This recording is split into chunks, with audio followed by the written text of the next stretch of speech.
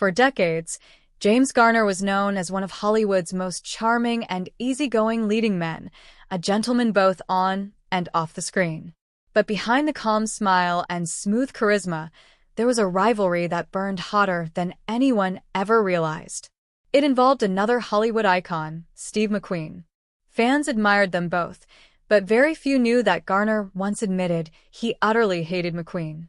Now, after years of whispers and speculation, the truth about their feud has finally come to light, and it's more intense than anyone imagined. The story begins in the early 1960s, when both men were climbing the Hollywood ladder. Garner had just found fame on Maverick, a hit TV western that made him a household name. Meanwhile, McQueen was making his mark on Wanted, Dead or Alive. They were two rising stars, both tall, handsome, and tough, and that was exactly the problem. Hollywood wasn't big enough for both of them.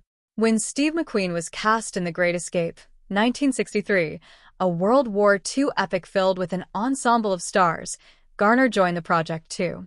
On paper, it was a dream collaboration. But the tension between them was visible from day one. McQueen, known for his competitive streak, constantly demanded more screen time and attention.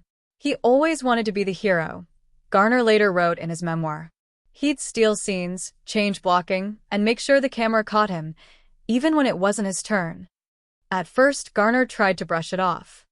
He'd been in the business long enough to know that egos were part of the deal. But McQueen's antics went beyond normal competitiveness. Crew members recalled how McQueen would deliberately interrupt takes, challenge Garner's delivery, and even modify props to make himself look tougher or faster on screen. It was exhausting, Garner once admitted.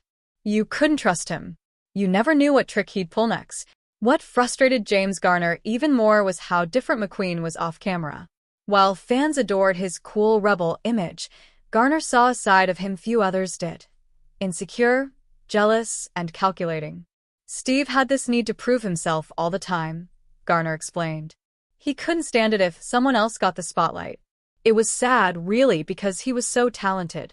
He didn't need to act that way. Their relationship soured completely during the filming of The Great Escape.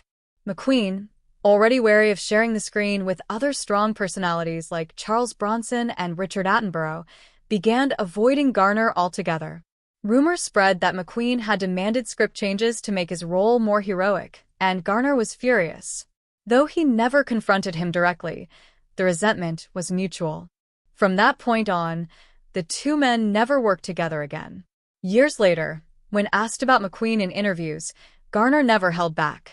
"I didn't like him," he said bluntly. "He was an insecure guy who'd do anything to get ahead. He made things harder than they had to be."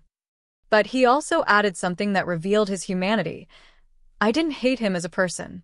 I just hated how he behaved." Ironically, both men shared more similarities than they realized. They came from humble beginnings, fought their way into Hollywood, and both struggled with fame's heavy toll. When Steve McQueen passed away from cancer in 1980 at just 50 years old, Garner reportedly stayed silent. But those close to him said he was deeply saddened by the news. He respected him, even if he couldn't stand him, one friend recalled. In his later years, James Garner reflected on the feud with surprising honesty. "We were two strong-willed guys in a tough business," he said. "Maybe if we'd met under different circumstances, we could have been friends. But back then, the competition got the best of us." And that's the truth behind one of Hollywood's most fascinating rivalries. Two legends, driven by pride, talent, and the relentless pursuit of greatness.